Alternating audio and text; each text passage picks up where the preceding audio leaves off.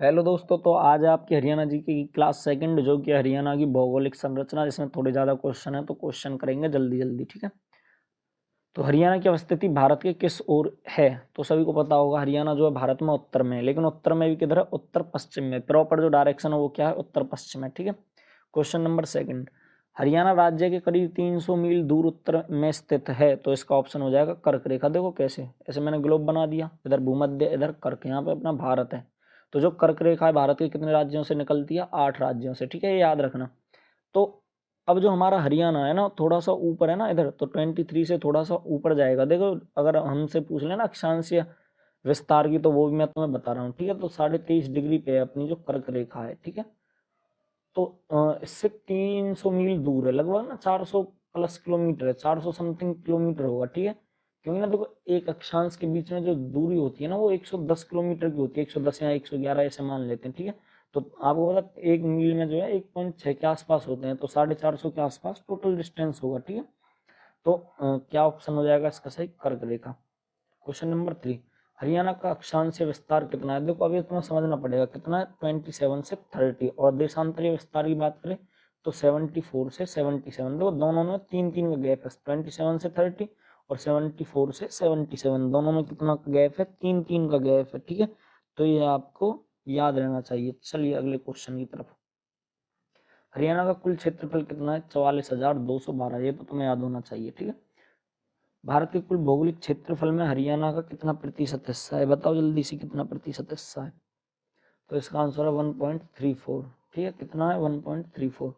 Question number 6, क्षेत्रफल के संदर्भ में भारत में हरियाणा कौन सा स्थान है? तो देखो भारत में हरियाणा का स्थान 21वां है, लेकिन राज्यों में बात करें तो 20वां। ये याद रहना चाहिए तुम्हें, क्योंकि जो यूनियन टेरिटरी है, देखो जब हम हरियाणा की पूरे भारत की बात कर रहे हैं तो उसमें हम ना अपने स्टेट और यूनियन टेरिटरी दोनों की बात करते हैं, लेकिन केवल जब राज्यों की बात करेंगे तो तब स्थान हो जाएगा 20वां। 21वां क्यों? क्योंकि जो हमारा लद्दाख यूनियन टेरिटरी है वो हरियाणा से एरिया में बड़ा है, इसलिए। आ जाओ क्वेश्चन नंबर 7, क्षेत्रफल की दृष्टि में हरियाणा का सबसे बड़ा जिला? सिरसा। सबसे छोटा फरीदाबाद। 4277 सिरसा का एरिया। ठीक है, क्वेश्चन नंबर 8, निम्नलिखित में से कौन सा राज्य हरियाणा के साथ अपनी सीमा साझा करता है? तो बताओ जल्दी। सभी को पता है भाई, 5 स्टेट के साथ हमारी सीमा लगती है, सबसे कम उत्तराखंड के साथ और सबसे ज्यादा राजस्थान के साथ। ठीक है, कौन कौन से स्टेट है? देखो एक तो उत्तराखंड ही हो गया, एक हो गया राजस्थान, एक हो गया यूपी, एक हो गया हिमाचल प्रदेश, और एक हो गया जिससे हम अलग हुए थे, पंजाब, पीबी जिसको लिख देते हैं शॉर्ट में। ठीक है, तो किसके साथ सीमा साझा करती है? हिमाचल प्रदेश, ऑप्शन के हिसाब से। हरियाणा के दक्षिण पश्चिम में स्थित है। देखो दक्षिण पश्चिम की बात करिए, देखो इधर पूर्व, इधर पश्चिम, उत्तर, दक्षिण, तो देखो दक्षिण पश्चिम इधर, तो इधर कौन सा स्टेट है? सभी को पता होगा, राजस्थान है। ठीक है, क्वेश्चन नंबर 10, कौन सा राज्य हरियाणा के पूर्व में स्थित है? सभी को पता होगा भाई, पूरी एक बाउंड्री बनाती है ना, नेचुरल बाउंड्री जो यमुना नदी है, किसके साथ बनाती है? वो उत्तर प्रदेश के साथ। ठीक है, हरियाणा खालिस्तान ओरों से दिल्ली को घेरता है, कितनी साइडों से घेरता है भाई? 3 तरफ से घेरता है। ठीक है, केवल पूरब की तरफ से नहीं घेरता है, ये तुम्हें याद रहना चाहिए। ठीक है, क्वेश्चन नंबर 12, हरियाणा की सीमा सबसे अधिक व न्यूनतम क्रम से किससे लगती है? पहले सबसे अधिक और सबसे कम, तो हमें पता है सबसे ज्यादा तो राजस्थान से और सबसे कम उत्तराखंड से, तो ऑप्शन नंबर ए। ठीक है, क्वेश्चन नंबर 13, नदी उत्तर प्रदेश को हरियाणा से अलग करती है, तो कौन सी नदी है जो हरियाणा से उत्तर प्रदेश को अलग करती है? तो सभी को पता होगा इसका, तो भाई यमुना नदी है। ठीक है, क्वेश्चन नंबर 14, यमुना नदी हरियाणा और उत्तर प्रदेश के बीच सीमा है, कौन सी सीमा है भाई? बताओ। पूर्वी सीमा रहेगी, सभी को पता है भाई, इधर ही तो है पूर्व में नदी, इधर उत्तर प्रदेश हो गया तुम्हारा, इधर हरियाणा हो गया। ठीक है, क्वेश्चन नंबर 15, यमुना नदी के साथ हरियाणा के निम्न में से किस जिले की सीमा नहीं लगती है? तो तुम्हें पता होना चाहिए, यमुना नदी की टोटल 6 जिले जो हैं उनके साथ में सीमा लगती है। लाइन से चलोगे ना तो याद हो जाएगा। सबसे पहले यमुनानगर, उसके बाद हो गया करनाल, फिर उसके बाद पानीपत, सोनीपत। ठीक है, उसके बाद 2 और हो गए पलवल, पहले फरीदाबाद आता है वैसे, पलवल और फरीदाबाद। जो यमुना नदी है ना, यमुनानगर से प्रवेश करती है और पलवल के हसनपुर से निकल जाती है यूपी की तरफ। ठीक है, तो किस जिले के साथ सीमा नहीं लगती है? देखो इसमें यमुनानगर है, पानीपत, सोनीपत है, इनसे तो लगती है। किससे नहीं लगती है पूछा है तो रोहतक। क्वेश्चन नंबर 16, हरियाणा का कौन सा जिला हिमाचल प्रदेश, उत्तराखंड तथा उत्तर प्रदेश की सीमा से लगा हुआ है? केवल एक ही जिला है, वो जिला कौन सा है भाई? यमुनानगर। ठीक है, क्योंकि देखो ध्यान से देखो ना, समझो बात को, तो हरियाणा कौन सा जिला? हिमाचल प्रदेश, उत्तराखंड और उत्तर प्रदेश। तो देखो यहाँ से उत्तर प्रदेश, हल्का सा इधर 11 किलोमीटर की बाउंड्री उत्तराखंड, और ऊपर क्या है तुम्हारे हिमाचल प्रदेश है। ठीक है, तो ये कौन सा जिला है ऐसा? यमुनानगर। आ जाओ क्वेश्चन नंबर 17 पे, हरियाणा के निम्न में से कौन सा जिला पंजाब और हिमाचल प्रदेश की सीमा को स्पर्श करता है? तो भाई कौन सा जिला स्पर्श करता है? पंचकुला, ध्यान रखना, कौन सा जिला? पंचकुला। क्वेश्चन नंबर 18, हरियाणा का कौन सा जिला राज्य के 7 जिलों की सीमा के साथ अपनी सीमा साझा करता है? ऐसा जो जिला जो कि 7 जिलों के साथ सीमा साझा करता है, तो केवल एक ही जिला है जींद, जिसको हम क्या कहते हैं? Heart of Haryana. ठीक है, क्वेश्चन नंबर 19, हरियाणा का वह जिला कौन सा है जिसकी सीमाएं दूसरे राज्य केंद्र शासित प्रदेश से नहीं लगती है? केवल 2 ही राज्य जिले हैं, सॉरी ऐसे, कौन से? एक रोहतक और एक चरखी दादरी। तो दोनों ऑप्शन में तो क्या हो जाएगा? ए और बी दोनों। ठीक है, क्वेश्चन नंबर 20, हरियाणा के किस जिले को राजस्थान राज्य ने 3 ओर से घेर रखा है? हरियाणा का ऐसा कौन सा जिला है जो राजस्थान के 3 ओर से घिरा हुआ है? ठीक है, तो देखो अब दिमाग लगाओगे आप, झज्जर, यार झज्जर तो दिल्ली की तरफ आ गया, राजस्थान की तरफ कहाँ से? सोनीपत फरीदाबाद भी इधर ही है, अपने पूर्व की तरफ है ना, यमुना नदी के पास। तो कौन सा ऑप्शन हो जाएगा? महेंद्रगढ़। ठीक है, क्वेश्चन नंबर 21, हरियाणा के कितने जिले राष्ट्रीय राजधानी क्षेत्र में आते हैं? तो देखो वे बेसिकली वैसे तो 14 आते हैं। ठीक है, और आपको 14 भी मिल रहा है ना, तो 14 पे लगा देना। पर ना अभी थोड़ा सा ना एक प्रावधान हुआ है उसमें, क्या है कि 5 हटाने का प्रावधान था कुछ, तो उसमें 14 में से 5 हट गए तो 9। और तुम्हें ना जो ऑप्शन में देखे 14 या 9 में से, उसमें लगा देना। ठीक है, क्वेश्चन नंबर 22, किस भूगर्भिक होगा, वैसे गर्भिक नहीं होगा, किस भूगर्भिक काल में हरियाणा राज्य की भूगर्भिक संरचना में महत्वपूर्ण परिवर्तन हुए थे? ठीक है, तो ना अपने लिए जो दो जो हुए हैं हमारे लिए बहुत इंपॉर्टेंट है, एक मेसोजोइक काल और एक हो जाएगा तुम्हारा कैनेजोइक काल। ठीक है, तो जो आंतरिक संरचना में जो परिवर्तन हुए थे वो हुए थे तुम्हारे मेसोजोइक काल में। कौन से में? मेसोजोइक काल में। ठीक है, लेकिन जो नदी नाले पहाड़ पर्वत बने थे वो बने थे तुम्हारे कैनेजोइक काल में। ठीक है, तो ये तुम्हें याद रखना है अच्छे से। तो क्वेश्चन नंबर 23, किस भूगर्भिक काल में हरियाणा राज्य में नदी नाले? देखो मैंने तुम्हें अभी बता ही दिया। ठीक है, 2 ही हमारे लिए रिलेट मेन है, एक मेसोजोइक वाला और एक कैनेजोइक वाला। ठीक है, तो मेसोजोइक जो काल है ना, उसमें ऐसे याद कर लो, एम बी याद कर लो ना, मेगाबाइट वाला MB। मेसोजोइक काल में भूगर्भिक संरचना हुई थी। ठीक है, और उसके बाद हमें पता ही है भाई हमारे लिए 2 ही इंपॉर्टेंट है, मेसोजोइक और कैनेजोइक। तो नदी नाले किसमें बने थे? कैनेजोइक काल में। क्वेश्चन नंबर 24, प्रसिद्ध लेखक कर्नल ML भार्गव के अनुसार हरियाणा की किस भाग को समुद्र स्पर्श करता था? देखो सीधी सी बात है भाई, हम कहते हैं ना कि भाई आज जहाँ पे रेगिस्तान है, कभी ना कभी वहाँ पे क्या रहा होगा? समुद्र रहा होगा। ठीक है, तो अब तुम्हें पता होना चाहिए राजस्थान के इधर है, अपने दक्षिण भाग में है, तो इसका आंसर क्या हो जाएगा? दक्षिण भाग। ठीक है, ऑप्शन नंबर सी। आगे बात समझ में दोस्तों। क्वेश्चन नंबर 25, भूगर्भिक परिवर्तन से पहले के संबंध में निम्न में से कौन सा कथन सही है? हरियाणा की जलवायु वर्तमान समय से अलग थी। भाई सीधी सी बात है, जलवायु तो बदलती रहती है ना, कुछ सालों में बदलती जाती है धीरे धीरे करके, तो अलग तो रही होगी। हरियाणा में अधिक ठंड पड़ती थी तथा गर्मी की अवधि भी कम होती थी, ये भी बात सही है। हरियाणा में वर्षा अधिक होती थी। ठीक है, थोड़ी सी मिसप्रिंट हो गई है, हरियाणा में वर्षा अधिक होती थी, तो सही बात है, तीनों सही है, तो ऑप्शन नंबर डी उपरोक्त सभी। क्वेश्चन नंबर 26, हरियाणा को मुख्य भौगोलिक भागों में बांटा गया है। देखो हरियाणा को जो मुख्य भौगोलिक भाग है ना, उसको ना 3 भागों में बांटा गया है। कितने भागों में? 3 भागों में, याद रखना। क्वेश्चन नंबर 27, हरियाणा का कौन सा जिला रेतीला नहीं है? भाई कौन सा जिला है जो रेतीला नहीं है? तो देखो दक्षिण वाले या पश्चिम वाले जिले हैं जो ज़्यादातर सभी रेतीले हैं, तो कौन सा नहीं है? कुरुक्षेत्र। क्वेश्चन नंबर 28, हरियाणा की किस भौगोलिक इकाई को जटियात क्षेत्र कहा जाता है? तो भाई जटियात क्षेत्र किसे कहा जाएगा? हरियाणा को। ठीक है, यहाँ पे जाटों की अधिकता ज़्यादा थी, इसलिए इसको जटियाना भी बोल देते हैं। तो जटियात क्षेत्र किसे कहा जाता है? हरियाणा को। ठीक है, नेक्स्ट क्वेश्चन, भटियाना पर प्राचीन काल में किसका बाहुल्य था? देखो भटियाना ना ये बर्ड बना हुआ है भाटी से। ठीक है, जो भाटी है ना वो एक राजपूतों की जाति है। ठीक है, जाति नहीं मतलब गोत टाइप है, क्योंकि राजपूत तो खुद ही एक जाति होगी, तो जो भाटिया क्या है उनका ये एक गोत है या सरनेम जिसको हम बोलते हैं। ठीक है, तो किसकी ज़्यादा थी? राजपूतों की।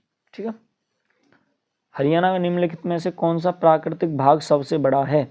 तो भाई हरियाणा का सभी को पता होगा, वैसे भी अपना क्या भाग है सबसे बड़ा? मैदानी भाग। ठीक है, क्यों? तभी तो खेती बहुत अच्छे से होती है, मैदानी भाग बड़ा है तभी तो खेती होती है इसमें। समझ में आ रही है बात आपको? आ जाओ नेक्स्ट क्वेश्चन पे। समतल व तरंगित मैदान समुद्र तल से कितना ऊंचा है? देखो ध्यान रखना, समतल व तरंगित मैदान है ना, वो समुद्र से होते हैं 200 से 300 मीटर ऊंचे, ठीक है, याद रहेगी बात। कितने ऊंचे होते हैं? 200 से 300 मीटर ऊंचे होते हैं। अगला क्वेश्चन, हरियाणा में कितने भूभाग पर अरावली की अवशिष्ट पहाड़ियों का विस्तार पाया जाता है? ध्यान रखना 3%, 3.09। शिवालिक की बात करें तो 1.67%, ये तुम्हें याद होना चाहिए, ठीक है। अब जो अरावली है उसका कितना है? 3.09%। हरियाणा का ढाल सामान्यतः पाया जाता है, हरियाणा का जो ढाल है ना वो पाया जाता है, ध्यान रखना। ऐसे अगर मैं बनाऊँ ना, पूर्व, इधर पूर्व, पश्चिम, उत्तर, दक्षिण, तो ऐसे पाया जाता है, ठीक है, पश्चिम से दक्षिण। कैसे? पश्चिम से दक्षिण, हाँ, दक्षिण पश्चिम एक बात, सॉरी, दक्षिण पश्चिम नहीं, पश्चिम से दक्षिण, नीचे की तरफ आएगा ना, तो क्या हो जाएगा तुम्हारा? ये पश्चिम दक्षिण, ठीक है। 33 का हो जाएगा तुम्हारा ए। क्वेश्चन नंबर 34, हरियाणा के कृषि वैज्ञानिक डॉक्टर जसवीर ने हरियाणा का भौतिक विभाजन कितने भागों में किया है? तो 8 भागों में किया है, ध्यान रखना। कितने भागों में? 8 भागों में। वैसे हरियाणा को मुख्यतः 3 भागों में बांटा जाता है, हरियाणा, कुरुक्षेत्र और वो तुम्हारा एक भटियाना, ठीक है। लेकिन जसवीर के अनुसार कितने भागों में बांटा है? 8 में। ध्यान रखना भौतिक विभाजन हुआ है, ठीक है, जमीन के हिसाब से, मिट्टी के हिसाब से, ऐसे, ठीक है। क्वेश्चन नंबर 35, शिवालिक पर्वत श्रृंखला हरियाणा की सीमा में है। भाई सभी को पता होना चाहिए शिवालिक कौन सी सीमा में? ऊपर की तरफ है, अपने 3 स्टेट में ना, यमुनानगर, अंबाला और पंचकुला में। तो किधर है? उत्तर में, ठीक है। किधर आ जाएगा? उत्तर में। शिवालिक पहाड़ी जिले में स्थित है। कौन से जिले में स्थित है शिवालिक पहाड़ी? देखो ऑप्शन के हिसाब से करो, तुम्हें पता है 3 में, तो तीनों में से कौन सा है? केवल अंबाला दे रखा है इसमें। क्वेश्चन नंबर 37, ऊंचाई के आधार पर शिवालिक श्रेणी को कितने भागों में बांटा गया है? शिवालिक श्रेणी को बांटा गया है 2 भागों में, ठीक है, ध्यान रखना, एक उच्च शिवालिक श्रेणी और एक निम्न शिवालिक श्रेणी। नेक्स्ट क्वेश्चन, हरियाणा के किस जिले में के निकट मोरनी पहाड़ियां स्थित हैं? तो सभी को पता होगा पंचकुला। मोरनी पहाड़ियां कहाँ पे? पंचकुला में ही है। हरियाणा के किस जिले में सबसे ऊंची चोटी करो स्थित है? ये भी सेम बात है, क्योंकि पंचकुला में ही मोरनी पहाड़ियां, मोरनी की पहाड़ियों में ही तो करो है, तो जो सबसे ऊंची चोटी हमारी करो वो कहाँ पे है? पंचकुला में है, ठीक है। आ जाओ नेक्स्ट क्वेश्चन पे। निम्नलिखित में से कौन सी पहाड़ियां हिमालय के मैदानों के बीच योजक हैं? बताओ जल्दी। देखो अरावली की पहाड़ियां नहीं होंगी, अंबाला की पहाड़ियां नहीं टकराएगी, इसका भी आंसर क्या रहेगा? मोरनी की पहाड़ियां, ठीक है, याद होने चाहिए ये तुम्हें अच्छे से। कौन सी पहाड़ियां? मोरनी की पहाड़ियां। नेक्स्ट क्वेश्चन, मोरनी और टिपरी श्रेणियां खालिस्तान द्वारा अलग होती हैं। यमुना नदी, सरस्वती नदी, मोरनी पहाड़ियां, अंबाला की पहाड़ियां। यार ये ऑप्शन गलत है इसमें, मोरनी की पहाड़ियां और अंबाला की पहाड़ियां, ये नहीं है इसमें दोस्तों, ठीक है। तो यहाँ पे तुम्हारे जो ऑप्शन रहेंगे ना, 2 ऑप्शन रहेंगे, घग्गर नदी और एक लगा लेना आप मारकंडा नदी, ठीक है। तो इन दोनों में से मतलब आपके पास ना 4 ऑप्शन हो गए भाई, यमुना नदी, घग्गर नदी, सरस्वती नदी और मारकंडा नदी। तो बताओ जल्दी से 41 क्वेश्चन। तो इसका आंसर होगा घग्गर नदी, ठीक है दोस्तों।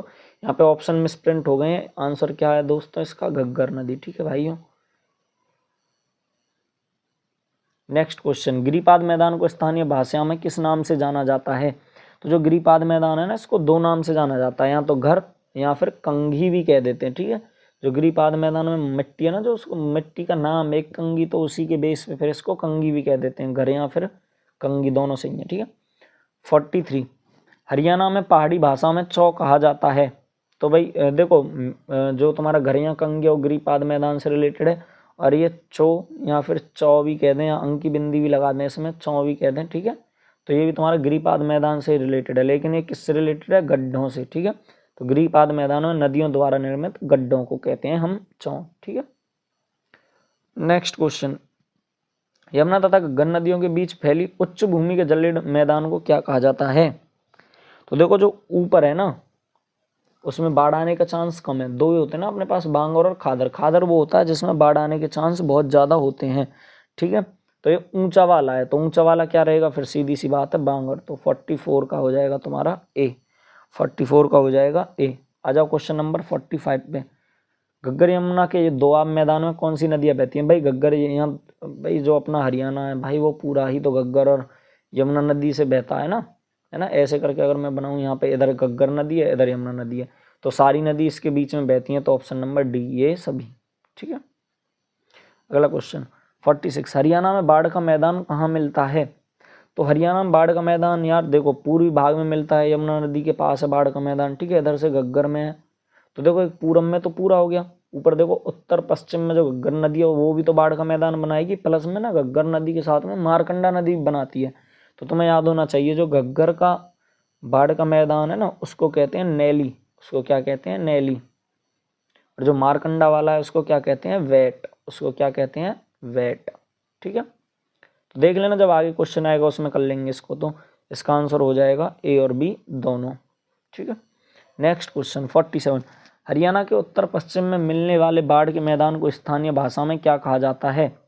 तो आ गया ना वही उत्तर पश्चिम मतलब कि मारकंडा और घग्गर के द्वारा बनाया गया, तो ऑप्शन नंबर बी नैली और वेट। क्वेश्चन नंबर 48, हरियाणा राज्य के किस भाग में बालू में मैदान का विस्तार पाया जाता है? तो बालू मिट्टी कहाँ पे होगी यार? बालू मतलब रेत होता है, तो कहाँ पे होगा? राजस्थान की तरफ में। और तुम खुद ही देखो ना इसमें राजस्थान किधर की तरफ पड़ता है ना? तो कहाँ पे पड़ता है बताओ जल्दी? दक्षिण पश्चिम में, ठीक है। 48 का हो जाएगा तुम्हारा option number C. Next question, Haryana के किस जिले में बालू के टिब्बे युक्त मैदानों का विस्तार नहीं है? मैदानों का विस्तार मतलब कि जो कि राजस्थान की सीमा से अलग जो जिला होगा उसमें टिब्बे युक्त मैदानों का विस्तार नहीं होगा, तो कौन सा होगा? Ambala, option number D. Next question, निम्न में से किस क्षेत्र में टपकन सिंचाई द्वारा बाजरा, चना, गेहूं व दलहन की कृषि की जा रही है? तो भाई ये जो सिंचाई करेंगे हम टपकन उसमें तो करेंगे जिसमें पानी की कमी हो, पानी की प्रॉब्लम हो, ठीक है। तो अब ना तुम खुद देख लो कहाँ पे करोगे? बालू के टिब्बे युक्त मैदान, इसमें ही तो पानी की कमी होगी, तो ऑप्शन नंबर सी 50 का। क्वेश्चन नंबर 51 पढ़ो जल्दी से। सही कथन का चयन करें। बालू के टीले पवनों के प्रवाह की दिशा में आगे की ओर खिसकते रहते हैं। सही बात है बिल्कुल भाई, जिधर हवा चलेगी उधर की तरफ ही तो मिट्टी बालू को लेके जाएगी। ऑप्शन नंबर बी देखो, इन टीलों में वर्षा जल भर जाने के कारण स्थायी व छिछली झीलों का निर्माण होता है जिसे ठुंटियां बावड़ी कहते हैं। सही बात है एकदम, यह मैदान अनउपजाऊ क्षेत्र है, ये भी सही बात है, तो option number D. Next question, question number 52, Aravali की पहाड़ियां हरियाणा के भाग में पाई जाती हैं। भाई अरावली की पहाड़ियां बताओ किधर पाई जाती हैं? केंद्रीय, दक्षिणी, उत्तरी या फिर पूर्वी? पूरब में तो बिल्कुल नहीं पाई जाएंगी, बीचों बीच में बिल्कुल नहीं पाई जाएंगी। अब बचे ऑप्शन नंबर 2 तुम्हारे पास, मतलब एक उत्तरी और एक दक्षिणी। उत्तरी ऊपर चला गया, तो अरावली की पहाड़ी कहाँ पाएंगी? वहां पे क्या पा जाती हैं? शिवालिक की पहाड़ियां, तो ये ऑप्शन है दक्षिणी, ठीक है। क्वेश्चन नंबर 53, अरावली की पहाड़ियों की मुख्य उपस्थिति किस जिले में पाई जाती है? थोड़ा सा मिसप्रिंट हो गया, तो ये फरीदाबाद, रोहतक, गुड़गांव और हिसार। तो हमारा क्या हो जाएगा? गुरुग्राम। पहले गुड़गांव था, अब गुरुग्राम हो गया है। तोशाम की पहाड़ी कहाँ स्थित है? तो सबको पता है तोशाम कहाँ पे? भिवानी में, तो ये भी कहाँ होगी? भिवानी में, ठीक है। इंदौरी पहाड़ी कहाँ स्थित है? देखो एक इंदौरी नदी भी है जो कि कहाँ पे है? मेवात में है, ठीक है। नेक्स्ट क्वेश्चन, अरावली पहाड़ी के दक्षिण भाग को स्थानीय रूप से किस नाम से जाना जाता है? अरावली पहाड़ी के दक्षिणी भाग को, दक्षिणी भाग बताओ नीचे की तरफ, तो नीचे क्या? मेवात, तो मेवात की पहाड़ियों के नाम से इसे जाना जाता है, ठीक है। आ जाओ नेक्स्ट क्वेश्चन पे। क्वेश्चन नंबर 57, हरियाणा में किस पहाड़ियों को डोसी पहाड़ियों के नाम से भी जाना जाता है? तो कौन सी पहाड़ियों को जाना जाता है? अरावली की पहाड़ियों को, ठीक है। नेक्स्ट क्वेश्चन, हरियाणा में तरंगित बालू के मैदान का निर्माण किससे हुआ है? वायु के निक्षेपण से, वायु के अपर्दन से, जल के अपर्दन से, जल तरंग से, ठीक है। बताओ जल्दी। तो वायु के निक्षेपण से, ठीक है। नेक्स्ट क्वेश्चन 59 और लास्ट भी क्वेश्चन है, हरियाणा के भौगोलिक क्षेत्र में सबसे कम ऊंचाई वाला भाग कौन सा है? जो कि सबसे कम ऊंचाई है, तो क्या है दोस्तों? अनकाई दलदल। ध्यान रखना ये सबसे टल नहीं है यार, ये दलदल है, ठीक है, समझ जाना। अनकाई दलदल, तो ये सबसे नीचे का भाग है, निचला हिस्सा है ना, मतलब हाइट के हिसाब से अगर देखें तो हम सबसे निचला भाग है, ठीक है। तो उम्मीद करता हूँ वीडियो आपको पसंद आई होगी। चैनल को सब्सक्राइब कर लो। अगर आपको कोई भी प्रॉब्लम आ रही है या कोई भी क्वेश्चन जो समझ में नहीं आया हो, या आपको लगता है कि भाई किसी का ऑप्शन भी मैंने गलत बता दिया है, तो आप मेरे को करेक्ट भी कर सकते हो, क्योंकि देखो गलतियाँ किसी से भी हो सकती हैं। और बाकी हम जिस बुक से पढ़ते हैं उस बुक के हिसाब से ही मैंने बताया है। फिर भी हो सकता है कोई गलती हो जाए, लेकिन अगर कोई गलती हुई भी है तो ना आप मेरे को करेक्ट कर देना, कमेंट में बता देना, ठीक है दोस्तों। और चैनल को सब्सक्राइब कर लो, आगे भी वीडियो आती रहेंगी और रेगुलर ही आएंगी।